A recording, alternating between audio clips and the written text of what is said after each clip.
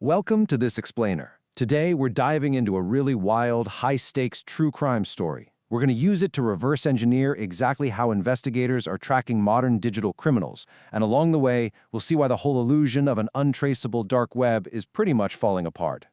I want to hook you right out of the gate with this number, 1670. That represents the exact amount of Bitcoin, which was worth about 150 grand at the time, allegedly paid out by the founder of the Silk Road, Ross Ulbricht. But what exactly was he buying?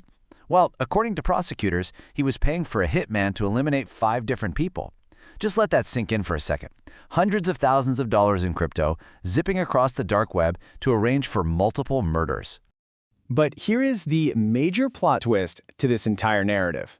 What if those murders never actually happened? Authorities found absolutely zero evidence that any of these 5 supposed killings ever took place. Instead of dealing with some highly trained syndicate of assassins, investigators allege that Ulbricht was actually getting completely scammed. And this exposes a massive structural weakness in dark web anonymity. The exact same anonymity that lets criminals hide from law enforcement, it also breeds wild impersonations, fake threats, and completely fabricated proof of crimes. Okay, let's back up a bit to understand how this ecosystem even worked. The Silk Road ran from 2011 to 2013 as a Tor hidden service, and the whole point of it was to industrialize the black market. The Tor network hid the physical locations of the servers and the users, while Bitcoin let people send money around the world without ever touching a traditional bank or a credit card network.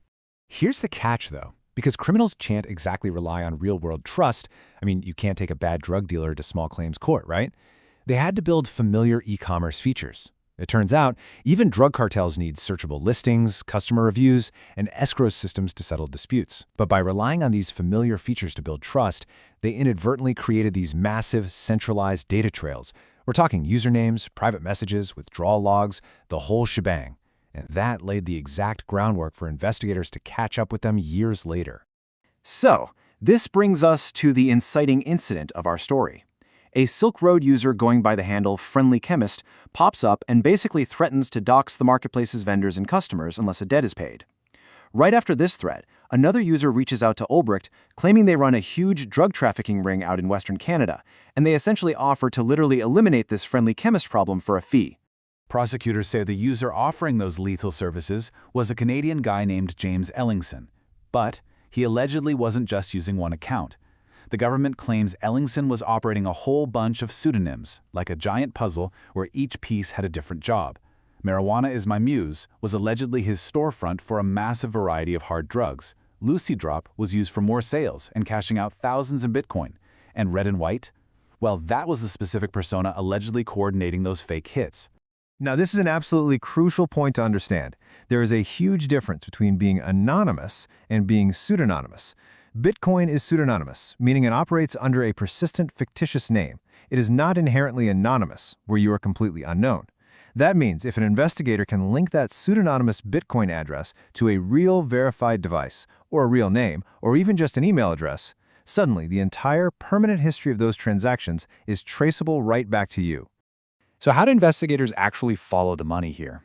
Well, it happens step by step. First, the vendor account makes Bitcoin from illicit sales. Second, they bounce those digital assets through a bunch of intermediary wallets to try and lose the trail. Third, those funds eventually have to land at a centralized crypto exchange to become cash, in this case, Bitstamp and a Canadian exchange called Vertex. And finally, step 4, the off-chain records at those exchanges connect the dots. The accounts cashing out were allegedly opened using Ellingson's real name, his actual identity documents, and his personal utility bills. And this perfectly illustrates a really vital concept when we talk about digital tracking: obfuscation versus invisibility. Criminals try their hardest to obfuscate. They rapidly rotate crypto addresses, they bounce assets around, they use peer-to-peer transfers.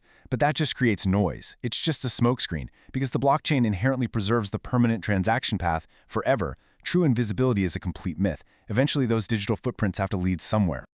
To build an undeniable case, investigators essentially mash together 2 totally different data sets. On one hand, you have on-chain evidence. That's your permanent blockchain paths, your timestamps, your wallet clusters. On the other hand, you have off-chain evidence, identity documents, IP logs, traditional bank details, and seized hard drives. The strongest possible attribution happens right at the exact intersection of these two areas.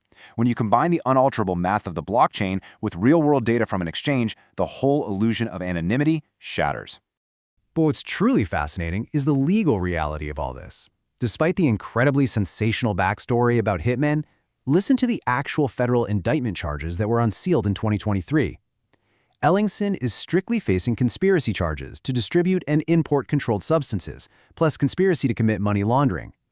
That whole murder narrative, it just forms the alleged factual background to explain why they were talking and why the Bitcoin was moving. There are no actual murder charges on the indictment, and remember, all of these charges remain strictly unproven unless established in court. It's also super important to impartially look at the broader legal context. The founder of Silk Road, Ross Ulbricht, was convicted back in 2015 and given a life sentence, but he received the full, unconditional presidential pardon in January of 2025. However, and this is key, that pardon has absolutely no bearing on Ellingson's identity, his guilt, or his ongoing extradition proceedings. The legal fates of these two men are entirely separate. To put this into perspective, just look at how complex this international timeline is. This is exactly why financial crime cases can drag on for years. The U.S. indictment dropped in 2023, but because Ellingson is Canadian, prosecutors have to navigate the extradition process. In 2025, a British Columbia judge actually declined to extradite him, saying the evidence wasn't quite there. Then, in April 2026, the Court of Appeal reversed that decision. Now, as of June 2026, he's got an appeal pending with the Supreme Court of Canada. It is a long, highly procedural journey. And again, just to be crystal clear, Ellingson has not been convicted. So what does this all mean for financial crime teams today? Well, the big takeaway is that modern digital crime is an incredibly fragmented ecosystem. You might have one platform handling the fiat purchase of Bitcoin, a totally different self-hosted wallet holding the funds, and a third, completely separate platform processing the cash out. Catching these crimes means connecting the dots across a landscape where the visibility is totally scattered. To actually combat this, modern investigators and banks have to use what's called a 7-layer resilient control stack. It starts with solid customer due diligence at the crypto entry and exit points. Then, advanced blockchain analytics to spot connections to shady services. Third, behavioral monitoring to flag weird, rapid activity. Fourth, rigorous wallet attribution governance to make sure risk is tracked accurately. Fifth, using the travel rule to actually connect who is sending and receiving funds. Six, cross-channel investigation to break down the walls between traditional banking and crypto. And finally, retrospective review, meaning when new intel drops, you go back and search historical transactions, not just future ones. This stacked approach is a total game changer for spotting networked crime, way beyond just running names through a static database. Darknet marketplaces are literally designed from the ground up to create massive distance between your identity and your money. But effective investigation? It just works completely in reverse. It meticulously reconstructs the chain, from the online persona, back to the transaction, back to the service provider, and ultimately right back to the person sitting at the keyboard. The entire illusion of digital anonymity is eventually dismantled. So my final question for you to chew on is this. If every click, every digital transfer, and every pseudonym you've ever used is preserved forever on an unalterable ledger, what does your permanent digital footprint say about you? Thanks so much for joining me for this explainer. I hope this helps shed some light on how modern digital tracking really works.